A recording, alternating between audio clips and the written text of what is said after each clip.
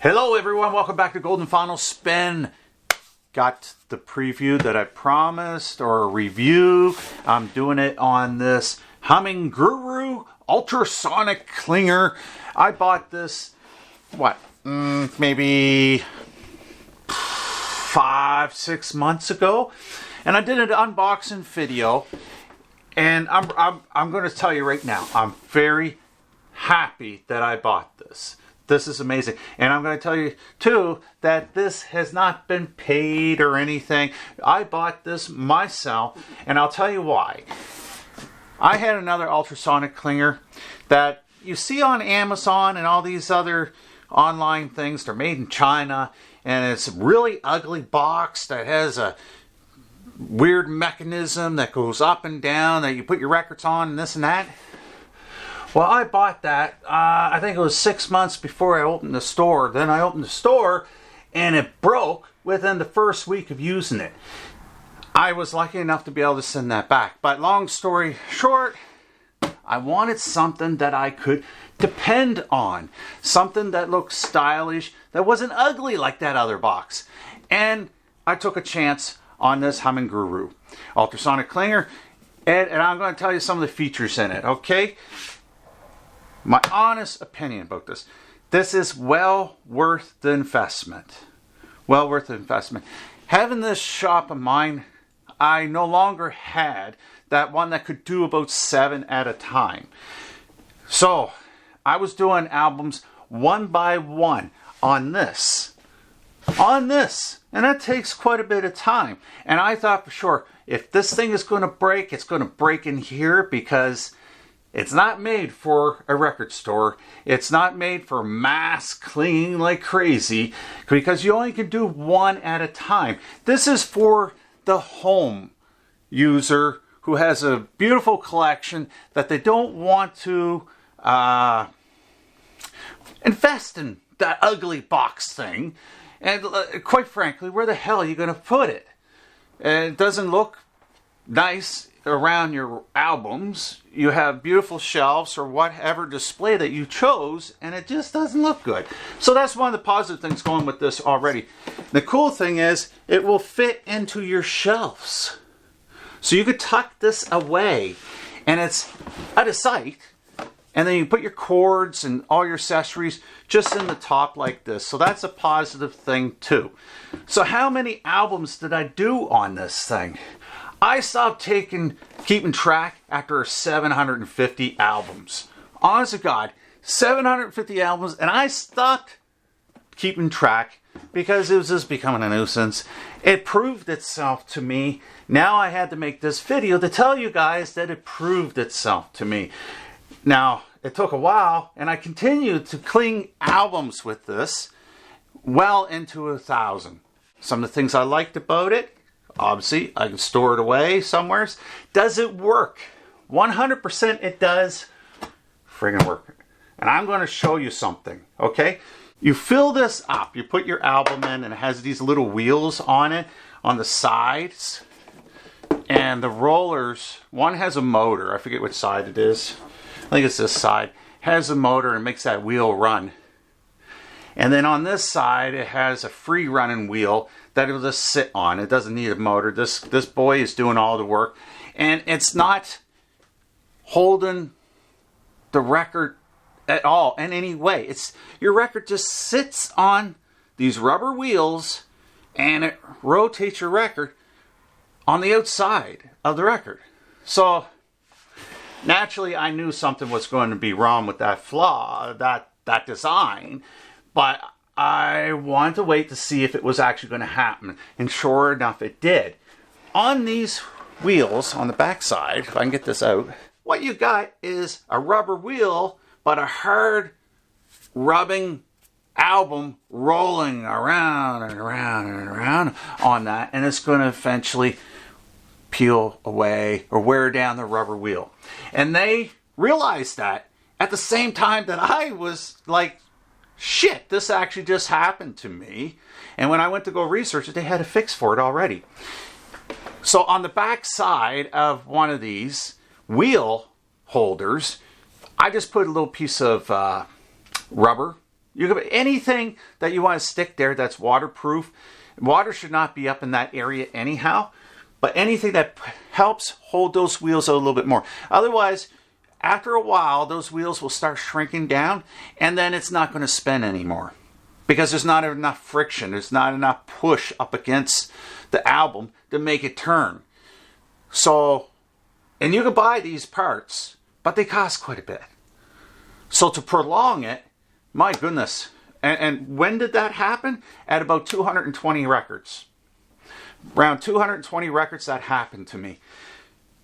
But I put that backing on it and pulled it out probably 3 millimeters, pushed it out 3 millimeters, fixed it. Haven't had a problem with the album skipping it all again. Now also in these, you can filter the water that drains out. That's right. So you put your album in it, and it's spinning in the solution, and it's ultrasonic cleaning it, vibrating it out, knocking all the dirt out of the grooves down into the chamber. Once it reaches time, it drains it all completely back out into a water chamber like this. Now on this water chamber, you can have filters put on. Now I don't have the compartment anyhow with me right now, but on the has a spout here that you re-pour it back into the chamber, and it will go through the filter into the chamber, and in theory it grabs all the dirt and debris and stuff like that, so it's not going back into the chamber. Now I'm just looking for something. Hold on. I removed that filter because after about 4 albums, it was taking forever to pour the solution back into the chamber. And you say, well, that's kind of a good thing. You're grabbing all that debris, whatever. True and not true. In my mind, if it wasn't on the album already, it's not going to stick on the album. And so it was just fucking being a nuisance. I could sit here, but oh my God. It takes long enough for the thing to dry, right? So I just did away with it altogether. Because inside of here, at the bottom, if it gets clogged up, you can reach in and you pull out this little device. And on this little device, I'm sure you probably can't see it, but there's holes on the bottom. And that gets all caked up anyhow with stuff. And then I'm looking at the holes, I'm like, well, it's not going to suck anything through that is any bigger than those holes anyhow. So what is this really filtering? It has to be really fine particles. But anyhow, I did away with the filters. But I kept the other filters. There's filters on the bottom of this, because you got blowers. So they don't want stuff blowing back onto the album. After it drains out, it sucks in on this side. Right in here, there's some fins here. It'll suck in your outside air, bring it in, and it's just blowing it. It's not hot air or anything. And on the inside here, on either side, one on this side and one on this side, either side of the record, it blows and it continues to rotate. So they put this nice little air filter on the bottom. Just as it comes in these fins here, it'll go through this. Now I'm not sure if you can see that, but if you can see any lines, those lines aren't the filter. That's actually dirt. So it is grabbing anything that would come from the outside air and coming in, and it won't blow onto your record. Now, I did find that the chamber will get dirty quite a bit. Regardless if you're filtering your water or not, it will get dirty. How? I don't know. And when I look in there, I can see, and as you can see by looking in there now, there is dirt on the sides. So that comes to one of my downfalls of this. The drying cycle would be probably kind of one of the negative things. Blowing air creates static electricity for one. And as the water emptied out into the chamber, into the bottom. In my opinion, this is what's happening. In my opinion, and no one else's, the water comes out, and then the fans kick in and start drying the album. The album's rotating. It's gathering static electricity from the air blowing onto it and crap like that. But also, it's getting your album dirty again. How is that possible? I just washed it. Not all the particles that came off of the albums after about 20 albums or so are out of the chamber. They don't stay loose in the water and naturally come out, and then you got a slick, nice, clean glass of water. Glass, you know what I mean? It's dirty in there. So as it's drying, it's blowing up against the walls. Once the walls get dry, whatever was stuck to the wall that clinged onto it when it was draining out is now free to go, woo! And I found that was happening a lot. It was, if this chamber didn't empty out to clean the water and get everything out, and you didn't check the chamber to make sure it was half decently clean, once the chamber was into the drying cycle, it would dry the chamber and blow the stuff around onto your record again. And then I was cleaning the album again. But you just have to pay attention. And I got lazy because I owned a store and had to get these things cleaned as fast as I could, right? So I did my best. But in my own collection, I will pay attention, and I will put the filter back on for my own collection because I have the time. I don't buy a whole lot of albums like most viewers out here that, you know, you're not buying huge collections and trying to resell them, so you have to clean them all the time, and this is what's perfect for this. So if you use it properly, you keep the filters on the water chamber, okay? And check on your air filters. And most importantly, make sure the chamber is clean in between albums, because something may not have got sucked down. It might have got knocked off and never got sucked down. Now it's clinging in inside there. And as soon as it hits the drying cycle, it's going to blow that shit all over your album again. So check the chamber. My overall thought on this, it really doesn't have any negative sides to it when it comes to a homeowner. If you're just a small collector or something like that. You don't own a store and you're trying to clean all your albums with a single ultrasonic cleaner. Not good for that situation, but amazing for at home.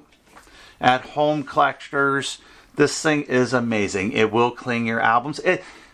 Now, in the instructions, it says not to put any solution, cleaning solution, into this. I do. The first 100, I played the game. I didn't put anything in it. Now, I don't know if it's going to damage the device. I can't see it damaging the device because it's a chamber. It's a chamber that's vibrating or something. Everything's on the outside of it. So what really is it touching and bothering? I don't know. I have no idea. I never tore it apart, so I don't know. So I use cleaning solution. And I'm telling you, the cleaning solution and combination with this is amazing. Now, if your album is really dirty and you see mold on it, first of all, you should throw it out. But if you've got mold on it and you want to save that album because it's not scratched, and so be it. Don't shove it into this thinking it's going to clean everything, because it's not. It's not. It's an ultrasonic cleaner. Okay? It's to get fine particles. So I highly recommend pre-cleaning those so you can wet clean them. And I'll show videos on how to wet clean and different methods and stuff like that. You want to get as much off as you can. This thing was bought so that you could clean things that you can't see, right? It's an ultrasonic cleaner. It's a deep cleaner. It's going to get in there and vibrate those loose particles that might be a little bit wedged in there, knock them down and drain them out. Now, if you throw in a muddy record, it's not going to cling that motherfucking thing. It is not made for that. Okay? So, fingerprints will not come off inside of this. Fingerprints will not come off inside of this. I thought it would, because on the other one it did. It was in so long, maybe the settings were higher. This is set at 40 kilohertz or something like that. Not kilohertz, I don't know terminology, but 40 of whatever it is. And that other device, you can set it up to what you want, but it's super loud. Bonus, super quiet, not that loud. You can listen to your albums, and this could be running in the background. Unless you got really good hearing, like a fox or something, you're not going to hear this. You're going to hear your music. Now, if you get a little closer to it, you're going to hear it, obviously. Price. We got to talk about the price. Now, I originally noticed this and found out about this on Frank, Channel 33 RPM's channel, and I automatically fell in love with this thing, and I was like, I need to get this. I need to get it. And I did. And I looked into a little bit of the history. They started out with the Kickstart program, I believe it was. It was a invest in this company. They were trying to get this thing off the ground, and they finally did. And Frank did a video showcasing, unboxing of it. I'm not sure if he did a review on it. So that intrigued me to go get it. So Frank, you did a good job. You got me on the ball with this, and I have to say I really love it. I really do. I really do. But the price is too friggin' high. The price is too high. When I bought this months ago, I had to buy straight from Hong Kong, pay their currency, and I think it came to about $620 Canadian. And since then, I've noticed that the same company, HumminGuru, is selling it on Amazon.ca. I didn't check .com. I'm in Canada, so .ca. And it's at $799 for the base model. They got two, they're the same models, I believe, but they got added accessories. You can do a 10-inch and a 7-inch albums in this, so they come with attachments, but you got to pay a little bit extra for it. So the cons of this, the only thing that I can see is the price is very high for something like this. Yes, ultrasonic clingers back in the day were very, very expensive, but these aren't now. They're not now. So this should not be up there in that price range so that everyone else can afford something like this. So my overall impression on this is amazing. Not for a store, for a home use record enthusiast. It's A1. You still have to clean your records a little bit if they're really dirty. But if you just have a few things on it, like your collection after a while, if they're on the shelves, obviously you must have cleaned them and re-sleeved them, or if you didn't, you should. And so if I pull this out, I know it's clean. I've done it. And then if I see a little bit still on it or whatever, over time, shove it in this, touch it up a little bit, and A1 back to sounding beautiful. It takes out all that pops and everything. Different people are going to think differently of this because they're going to think it's a miracle thing, and it's not a miracle thing. Your setup has to be good too, right?